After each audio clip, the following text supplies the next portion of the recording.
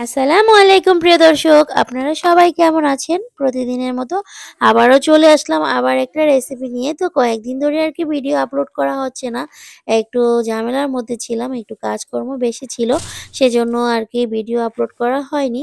তো আজকে আমি একটা রেসিপি নিয়ে চলে আসলাম। আপনাদেরকে বানিয়ে দেখাবো মিল্ক পুডিং, তাও আবার সাবুদানা দিয়ে। অনেক মজাদার হয় এই সাবুদানার মিল্ক পুডিংটা। এটা আমার অনেক প্রিয় একটা পুডিং। খুবই মজা লাগে। আমার হাসব্যান্ডেরও অনেক পছন্দ। তো আমরা মাঝে, মাঝে বানাই। তো সবসময় তো আর রেসিপি আপলোড করা হয় না। অনেক ধরনের রেসিপি করে দেখাই। সেজন্য একই জিনিস বারবার তো আর দেখানো যায় না। তো সেজন্য আর আপলোড করি না। তো আজকে ভাবলাম অনেকদিন হয়েছে সাবুদানার কোনো কিছু আপলোড করি না। তাই আজকে করে দিব আরকি। সেজন্য এখানে আমি ছোট দানার সাবুদানা নিয়েছি 1/2 কাপ পরিমাণ। 1/2 কাপ সাবুদানাকে আমি পানি দিয়ে সিদ্ধ করে নিচ্ছি। পানিটা একটু বেশি করেই দিয়েছি। পানিটা বেশি হলে কোনো সমস্যা নেই। আর কম করে দিলে প্রবলেম। তো এই পানিটাকে বলক তুলে নেওয়ার পরে তারপরে মানে সাবুদানাগুলো দিয়ে দিয়েছিলাম। তো এটাকে আমি ১০ থেকে ১৫ মিনিট সময় লাগিয়ে ফুটিয়ে নিয়েছি। এখন এই যে সিদ্ধ হয়ে গেছে, এই সাবুদানাগুলোকে এখন আমি একটা স্ট্রেনের মধ্যে ঝরিয়ে নিবো আরকি। একটা বড় সাইজের ছাঁকনি নিয়েছি।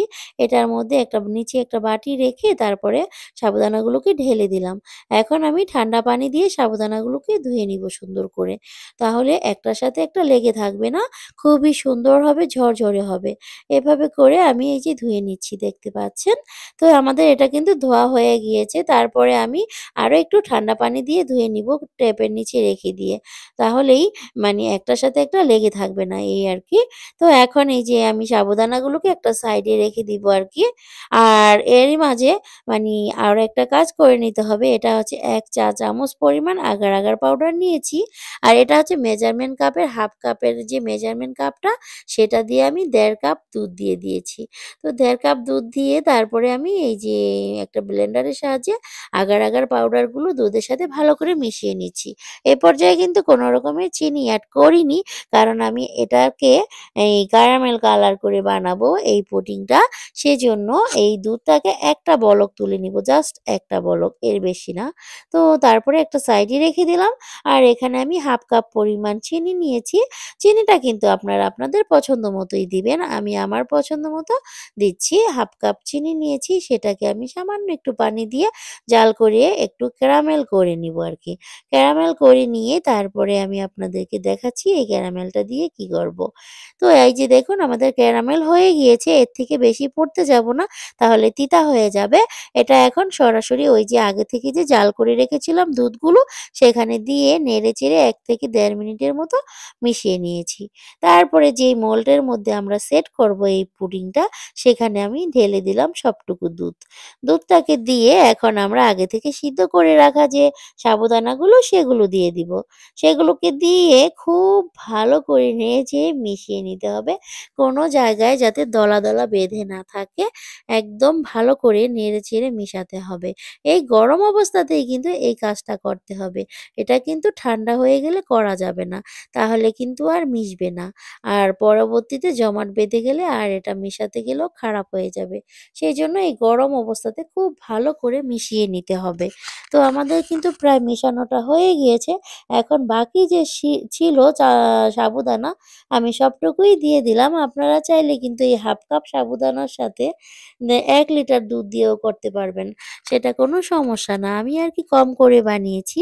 আমার মানে এই যে এই সাবুদানার যে পুডিংটা খুব বেশি বড় করে বানাইনি। মানে ছোট করেই বানিয়ে দেখালাম আপনাদেরকে। এইজন্য কম করে নিয়েছিলাম। তো সবটুকু সাবুদানা আমি দিয়ে খুব ভালো করে মিশিয়ে নিয়েছি। আরেকটু ভালো করে মিশিয়ে নিব। কারণ মাঝে, মাঝে কিন্তু হালকা দলা, দলা রয়ে গিয়েছে। কোনো রকমের যাতে কোনো দলা, দলা না বেঁধে থাকে, সেজন্য অনেক ভালো করে মিশিয়ে নিলাম। মিশিয়ে নিয়ে এটাকে কিন্তু আমরা ফ্রিজে রাখবো না। ফ্রিজে রাখলে কিন্তু আর খুব ভালো করে জমাট বাঁধবে না।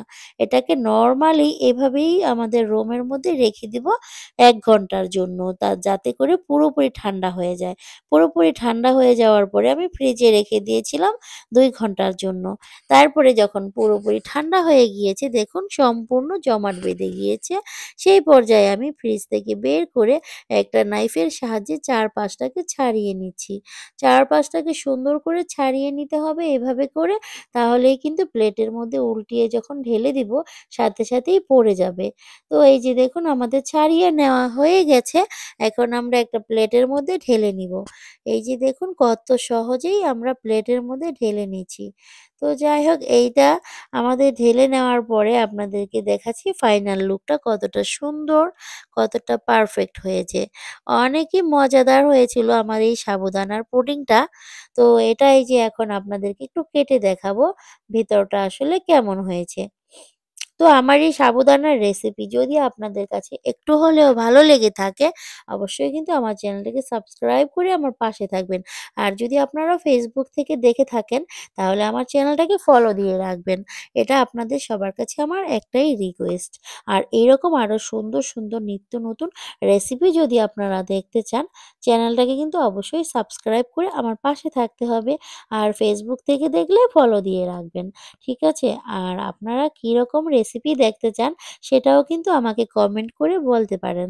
তাহলে কিন্তু সেই ধরনের রেসিপিও আমি আপনাদেরকে করে দেখানোর চেষ্টা করব। এমন কোনো রেসিপি নাই যে সেটা আমি পারি না। আমাদের বাংলাদেশি রান্নাবান্নার সবকিছুই কিন্তু আমি পারি আলহামদুলিল্লাহ। সবকিছুই আমার হাতে অনেক সুন্দর হয়। আমি খুব ভালো করেই করতে পারি সবকিছু। আর দেখেই তো বুঝে নিলেন আসলে কতটা পারফেক্ট হয়েছে আমার রেসিপিটা। অবশ্যই কিন্তু আপনারা একটা লাইক, কমেন্ট, শেয়ার করবেন। সবাই ভালো থাকবেন। আল্লাহ হাফেজ।